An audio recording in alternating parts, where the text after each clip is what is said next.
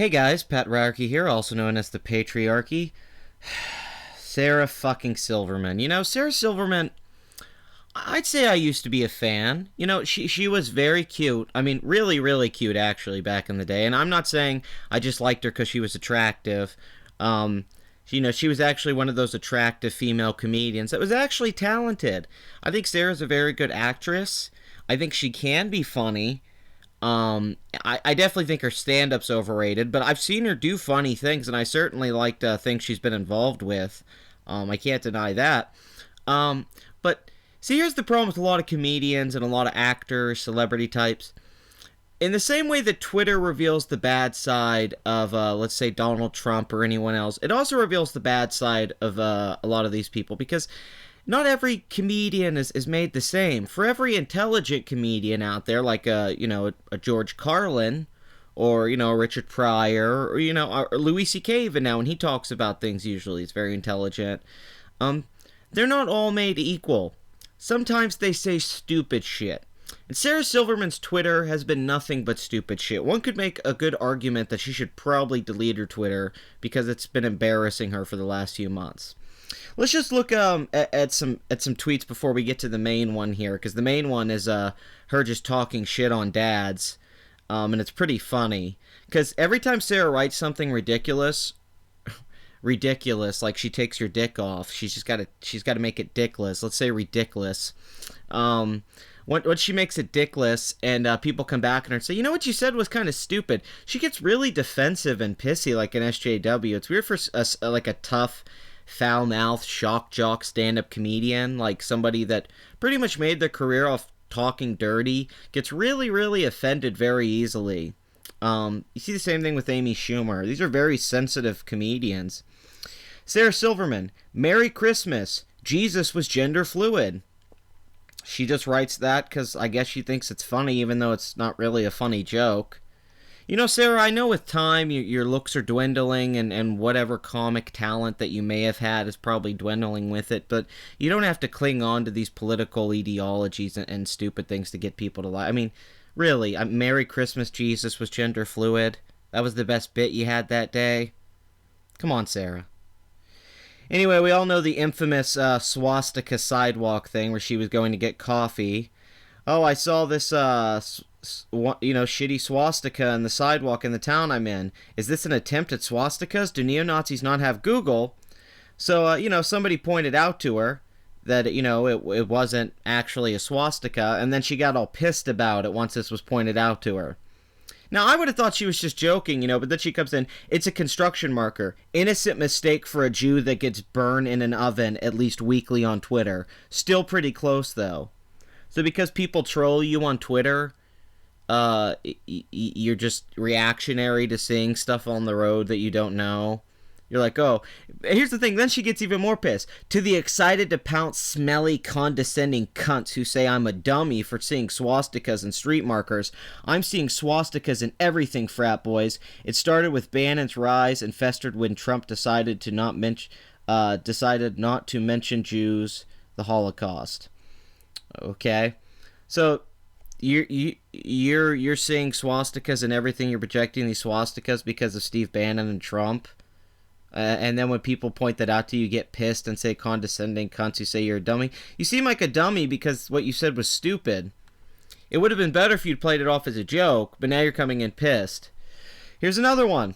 My dad was born in 1920, lived through Great Depression, was at Pearl Harbor when it was bombed, and fought till the end. He never whined like this. Sarah replied to this tweet, for a lot of people, this is the Great Depression.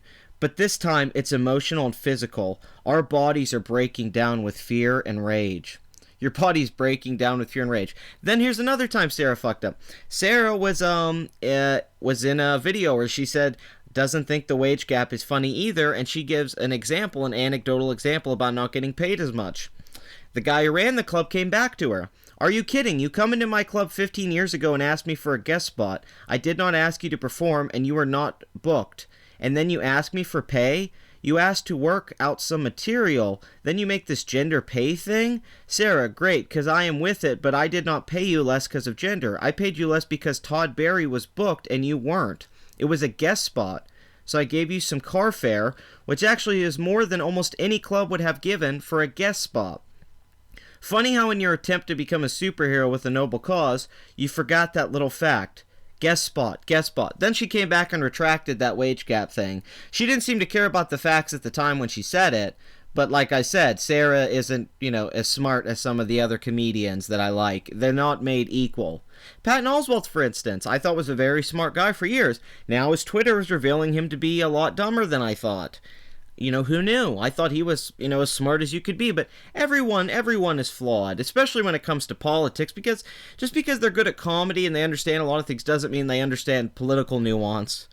And, this is, again, I think she deleted this tweet, the famous, "Wake up and join the resistance. Once the military is with us, fascist gets overthrown. Mad King and his handlers go bye-bye."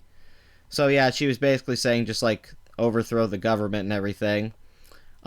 Sarah, you're gonna go out there and fight against people. You and the other comedians, you and Patton Oswalt, and you guys are gonna go fight the redneck people with guns. Good luck with that. I really don't think if we end up in this Mad Max type universe in America, I don't think the liberals are gonna have a very good chance at surviving. They're basically gonna be the walkers from The Walking Dead, and Rick and his group are going to be the survivors. And I guarantee you Rick and his group are probably Trump supporters. But here we go. Here's the latest Sarah Silverman, craptasticness. Because we went through this whole journey of Sarah, and now we're to the gold. We got through the Sarah bronze, silver, and now we're at the gold. After all the dumb things Sarah said, she once again, this is recent, this is from just a few days ago, last week, I think. "As a comic always working and on the road, I have had to decide between motherhood and living my fullest life, and I chose the latter. Men don't have to do that. I'd love to be a fun dad coming home from the road and being my best fun dad self." So wait, you could have had a kid, and you're rich, you're a millionaire. You could literally quit and have a kid and raise the kid all you want. But you're saying that because you're a comic, you had to choose between motherhood and living the fullest life. So a man just works all the time, and he doesn't have to make any decisions financially or anything like that when it comes to having a child. Like, if I want to have a kid with my girlfriend, it doesn't matter at all. I just get to go fuck off, I guess, and then I come home, and I get to be a cool dad for 5 minutes. One that sounds like Sarah had a bad experience with her father, and is projecting it to all men. Also, she seems to be playing that card that, oh, I didn't get to be a mother because of my career. Men can't possibly understand this. It's like, oh yeah, you're a very successful, rich comedian. How dare that burden of life that you didn't have a child with Jimmy Kimmel, I guess. Sarah sounds like a bitter, older woman who's mad that her prime has passed her. And I don't want to say, because, a lot of that is me just talking out my ass. I don't have, but how this comes off to me. Here we go again. So she says here after that, the men don't have to do that. I'd love to be a fun dad because this, all dads are pointless. My dad was around all the time and helped raise me, but fuck it, I guess all dads don't do that. Only moms do the important stuff. Dads have... So is that why the single mom rate, usually people that are raised by single mothers really end up shitty? They have a higher chance of being criminals? Is that because the mother was so much better at raising children than a man? How about a man and a woman, or just two parents in general, are really good at raising kids? And we have a lot of statistics to show that, Sarah. I'm sorry that you couldn't keep a man, so you couldn't have that stable life you wanted. You chose that. It wasn't some fucking burden, and everyone has to make that burden when they choose to have kids. Having kids is tough. So this is just a little fuck y'all, because you can't be a woman without sacrifice. And that's the fact, Jack. So I guess you can be a man without sacrifice, but you can't be a woman without sacrifice because as a woman, you have to make that baby decision. Well, what if you don't want to have a baby?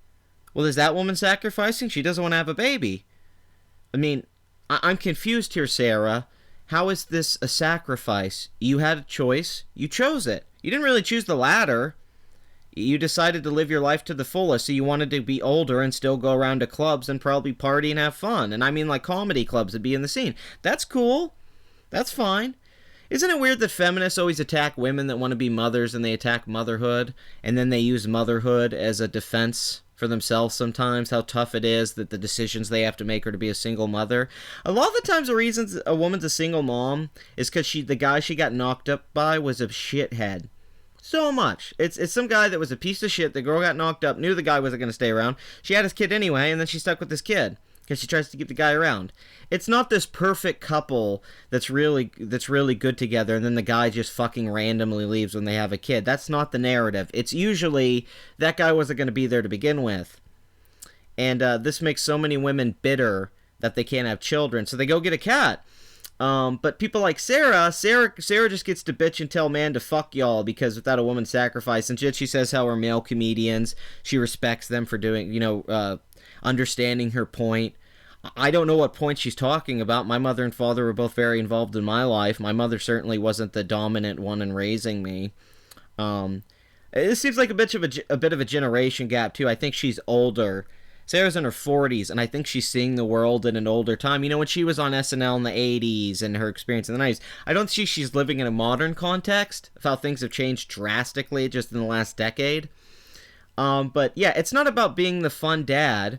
I'm sorry that men are just more fun and cool naturally a lot of time with kids. I mean, I don't know what to tell you. Because you want to be the authoritarian bitch mom. My mom was cool. My mom was fun. My mom wasn't a bitch.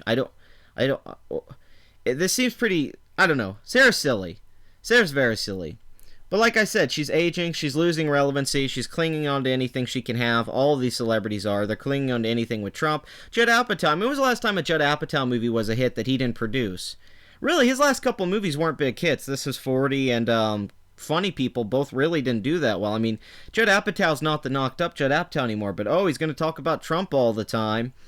And Sarah Silverman, she's going to talk about fascism and Nazis and all that, J.K. Rowling, and they're just all talking out of their asses, and then they use these emotional arguments, and then when they get called out, they get pissed at you. This makes Sarah look like a moron.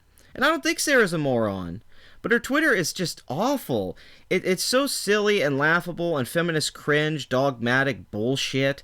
And she thinks it's smart, and she's so entitled, and she's so pissy and childish and stupid. And the biggest crime she commits is none of it's funny. She could get away with all of this if it was funny, but none of it's funny. This is awful material, and it's hurt her comedy because she's gotten less funny every year since she's jumped on this SJW bandwagon, and it's making people like her a lot less interesting when they used to be kind of interesting. Now she's just another generic female comedian that has nothing to say. This has gone on too long, so like, comment, and subscribe. This is the Patriarchy. Until next time, Sarah Silverman, you still got it, but, God, if you suck the Kimmel dick to get to the top, who knows how desperate you are, woman. But I know it's been tough for you. I know it was hard, Sarah. I know you probably had to do a lot of shit to get where you are, and you weren't treated equally always, and I know maybe life wasn't that easy, but you can't put it on everyone else. You can't play the blame game all the time. It's just old. It just doesn't work. You gotta have a little bit more nuance than that, Sarah. So until next time, go fuck yourself.